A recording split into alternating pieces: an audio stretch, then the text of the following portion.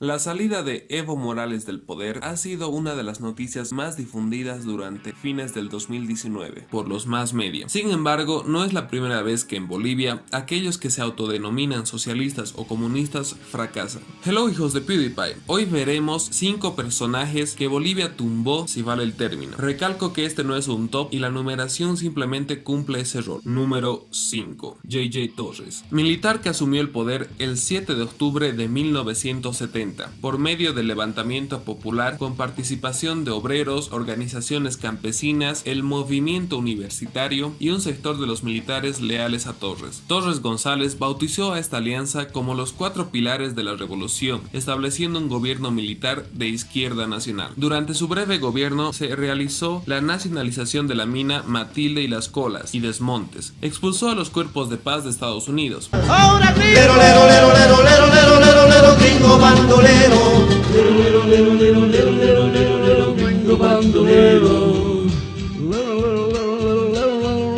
Soy un bandolero. Y dispuso un aumento presupuestario significativo a las universidades bolivianas. Tuvo acercamientos con Chile a través de Allende e instauró una alta reposición salarial a los mineros. Fue derrocado por un golpe de estado protagonizado por Hugo Banzer Suárez el 21 de agosto de 1971. Estuvo en el poder menos de un año, siendo su periodo de tan solo 10 meses y 14 días. La concha de tu madre. Juan José Torres González partió al exilio, primero al Perú, después a Chile y finalmente a la Argentina. Fue secuestrado y asesinado en Buenos Aires el 2 de junio de 1976 en el marco del Plan Cóndor y por ser contraproducente a los intereses de Banzer Suárez. Dato curioso, este hombre concedió amnistía a Regis Debray, pero junto a Obando Candia y Barrientos Ortuño decidió neutralizar la amenaza guerrillera del Che Guevara. No comment. Número 4. Lucho Espinal, sacerdote jesuita que en 1968 fue destinado como misionero a Bolivia. Entre 1969 y 1979 trabajó como crítico cinematográfico en el matutino Presencia y colaboró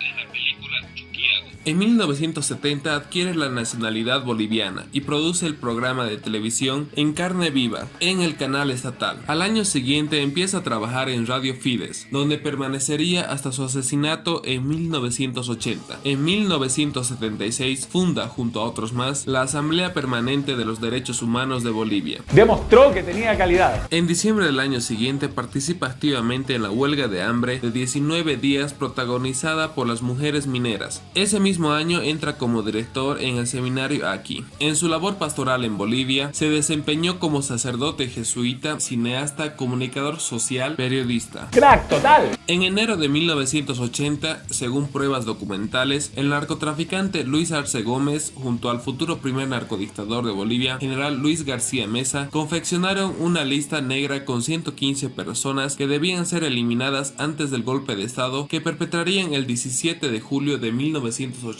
contra la presidente Lidia Gayler Tejada. En ella figuraban dirigentes políticos, sindicales, militares, intelectuales, periodistas y sacerdotes. Entre ellos estaba Espinal. En la noche del 21 de marzo de 1980, Luis Espinal fue detenido por paramilitares del Ministerio del Interior. Su cuerpo fue hallado con marcas de tortura en la tarde del día siguiente, en el kilómetro 8 del camino Chacaltaya, junto al río Choqueyapo. A su entierro asistieron unas 80,000 personas aproximadamente. Hello, darkness, my old friend.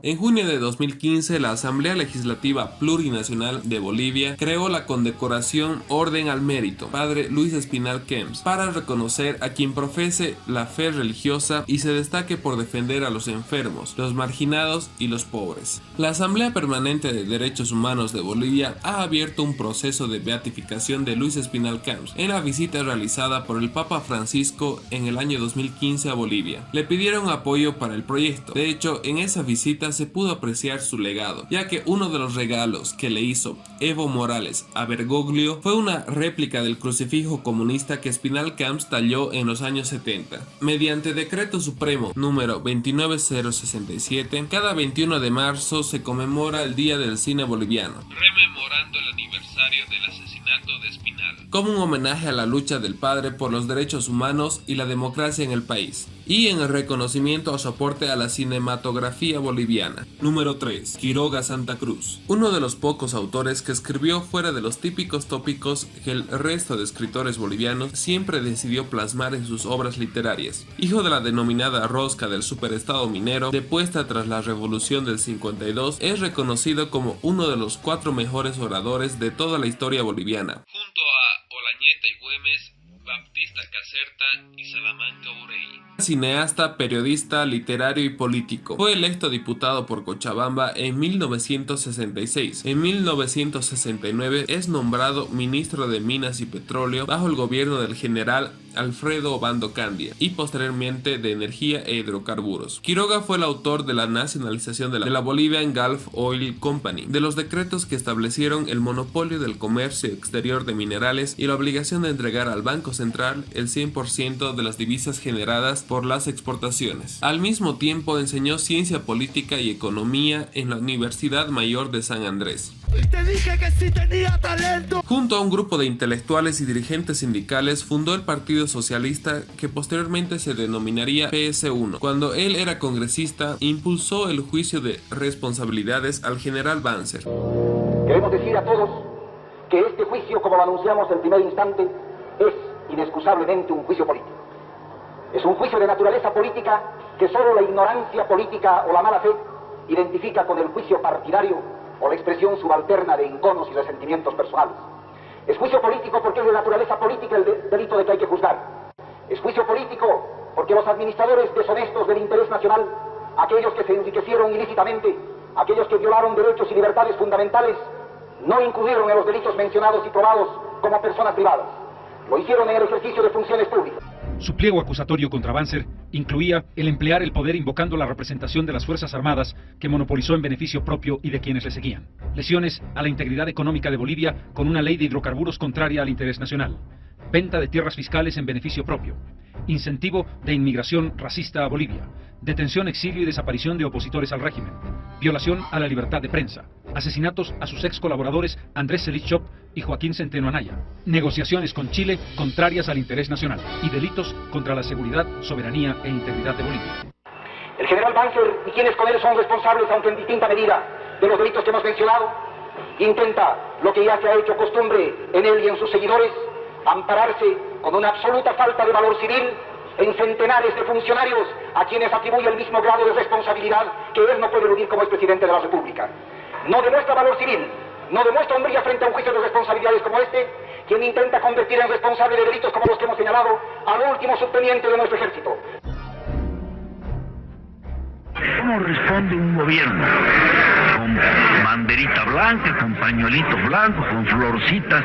No, señor, los que vienen con armas tienen que atenerse a las consecuencias. Los casi 80.000 votos obtenidos por Marcelo Quiroga en esa elección le permitieron ir al Parlamento y con su pequeña representación establecer el desafío de un juicio de responsabilidades a un expresidente de facto que, sin embargo, los años lo han demostrado, no prosperó. Las miles de páginas de acusaciones de ese juicio han quedado en los archivos del Parlamento de la Nación. El 17 de julio de 1980, al producirse el sangriento golpe de Estado protagonizado por Luis García Meza Tejada y Luis Arce Gómez, fue herido y apresado por paramilitares durante el asalto a la Central Obrera Boliviana, quienes le condujeron al Estado Mayor del Ejército. Le torturaron y asesinaron, haciendo desaparecer luego sus restos, que de hecho, aún a día de hoy, no se han encontrado. ¡Idiota! Él era el único que tenía talento. Número 2. Evo Morales. Evo Morales, querido por varios, odiado por muchos. No hay un término medio, es lo uno o lo otro. Acusado por la comisión de varios delitos electorales, además de otros más graves que van desde la pedofilia hasta genocidio, pasando como no por el narcotráfico y la corrupción. Para varios, el principal actor de la segunda narcodictadura que Bolivia vivió. En contraste, para muchos otros, principalmente para los no bolivianos, un buen presidente. En este video video no vamos a emitir un criterio respecto a su periodo en la silla presidencial, pues este tema es para otro video completo. Morales Ayma inició su actividad en la década de los 80 en la Confederación Sindical Única de Trabajadores Campesinos de Bolivia, CESUD-CB, alcanzando luego la dirección de las 6 federaciones sindicales de productores de hoja de coca del trópico cochabambino, fundador del Instrumento Político por la Soberanía de los Pueblos, IPSP, que luego se aliaría con el Movimiento al Socialismo, MAS, para participar de las elecciones generales de 1997, en las que resultó electo como diputado por Cochabamba. Morales se presentó por primera vez a elecciones presidenciales en 2002, quedando en segundo lugar por detrás de Gonzalo Sánchez de Lozada. En las elecciones de 2005, Morales obtuvo casi el 54% de los votos, por lo que se convirtió en el primer presidente de origen indígena aymara, asumiendo el poder el 22 de enero de 2006. Fue reelegido en las elecciones de 2009 con el 64,22% de los votos y en las elecciones de 2014 con el 63,36% de los votos. En 2008 la revista Time lo nombró una de las 100 personas más poderosas del mundo. Como dato curioso podemos añadir que se atrevió a blasfemar contra el agua bendita del capitalismo, la Coca-Cola, además de hacer ciertos comentarios conocidos como evadas. El pollo que comemos está cargado de hormonas femeninas. Por eso los hombres cuando comen este pollo tienen desviaciones en su ser como hombre. Todos tomamos Coca-Cola lamentablemente. Pero cuando se tapa la taza del baño, compra Coca-Cola y echa a la taza del baño. Pasa minutos y ya está destapado la taza del baño. La papa holandesa con seguridad tendrá hormonas de pescado y de papa. Yo estaría casi segurísimo con un 60-70% de divorcios por culpa de las novelas. La calvicie es un resultado de comer alimentos transgénicos. Estoy seguro, casi seguro, espero no equivocarme, de aquí 50 años todo el mundo será calvo. Tendremos una sociedad de calvos. Por tanto, ni habrá peluqueros. Será un desempleo.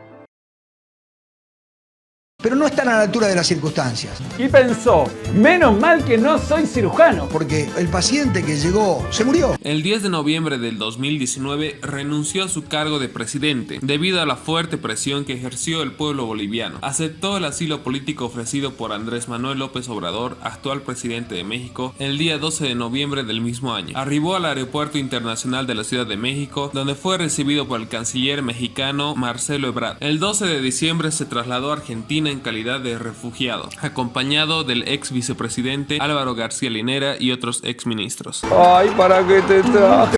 Número 1. Che Guevara. Médico, político, guerrillero, escritor, periodista y comunista argentino nacionalizado cubano. En el año 1967 comandó una pequeña guerrilla que tenía como objetivo tomar el poder en Bolivia y exportar grupos guerrilleros al resto de países de Sudamérica para, según sus propias palabras, conseguir más Vietnams.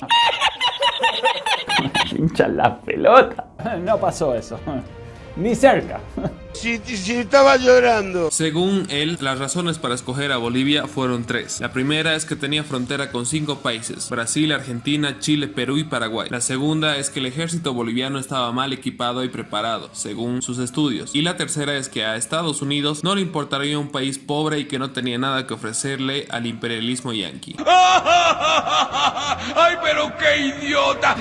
Voy a hacer un breve paréntesis, puesto que muchos afirman que el Che Guevara fue enviado a Bolivia para que lo maten. ¿Quién fue el responsable? Los voy a desenmascarar. Surprise, motherfucker. Uy, justo otra vez. I'm back, bitches. Me fui a la mierda. Y el principal responsable para ello sería Fidel Castro. Después de todo, él fue quien ratificó en última instancia la decisión de enviar tropas a Bolivia. Además que tendría otro motivo para sacar al Che Guevara de la partida. Fidel era pro-soviético, Guevara al contrario era pro-maoísta, es decir, pro-chino. Castro estaba celoso de que las tropas cubanas sean más leales a un extranjero que a él, y además de otros motivos. ¿Y tú qué piensas? ¿Acaso Che Guevara fue traicionado por Fidel Castro? ¿Fue enviado a Bolivia a propósito para morir? Cierro paréntesis. Varios factores explican el fracaso monumental y el revés tremendo que fue para los comunistas la expedición en Bolivia. Algunos errores son hasta infantiles, pero no vamos a ahondar en aquellos detalles. Más adelante le dedicaré un video entero explicando más a fondo esta cuestión. La contraofensiva del ejército boliviano fue la guerra de guerrillas. Moverse de igual manera, actuar de igual manera y tomar la iniciativa una vez que los comunistas perdieron la misma. Era hora de la gran final y como manda el manual del arte de la guerra, para acabar con una guerrilla se le debe hacer frente en un último duelo final, la estrategia el cerco, el cual los extranjeros no pudieron romper y finalmente capturaron al líder Ernesto Che Guevara. No es para mí. Fue un fracaso. Lo echaron. Tarjeta roja.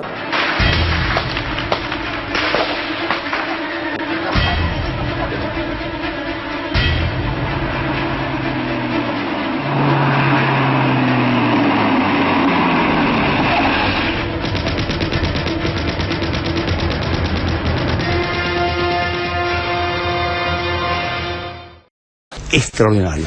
Perfecto. Dos agentes de la CIA tenían la misión de identificarlo y mantenerlo vivo, pero hay un pequeño detalle: están en territorio boliviano. Barrientos Ortuño, presidente constitucional de la República, Obando Candia, general de ejército y las Fuerzas Armadas, y J.J. Torres, jefe de Estado Mayor, sí, el que comentamos antes, decidieron ejecutarlo. Los motivos: primero, mostrarle al mundo qué pasaba si extranjeros intentaban cualquier acción bélica en contra de la patria. Segundo, el afrontar un juicio en contra del Che por sus crímenes para Bolivia sería demasiado difícil. Bastaba la experiencia con Regis Debray. Gracias a la prensa internacional se volvió famoso y esa presión terminó influyendo de tal modo que le dieron la pena máxima de 30 años, pero fue amnistiado posteriormente por Torres y su juicio había tenido muchas trabas. Tercero, por todos los crímenes cometidos, por supuesto que al criminal Guevara le darían la pena máxima, es decir, 30 años sin derecho a indulto. Pero ¿dónde tener resguardado por 30 años a este problemático extranjero? Terminala con esta cuestión. La verdad es que uno no puede sentir más que una profunda lástima por este hombre, pues ni su vida ni su muerte son tan trágicas como lo que hicieron con su figura tras su caída. Fin. He de aclarar que este video no tiene ninguna intención proselitista. Simplemente son datos objetivos recabados por mi persona con la única intención de difundir la historia. Kuzbay. Fracasaron, asterisco. Comandante, no venimos a participar del capitalismo, venimos a destruirlo. Tiene razón. Sí. Soy un revolucionario. Sí. Vengo a drenar esta cloaca de codicia y nada más. Sí. Sí. Sí. Here comes the money. Here we go. Money talk. Here comes the money. Money, money, money, money, money.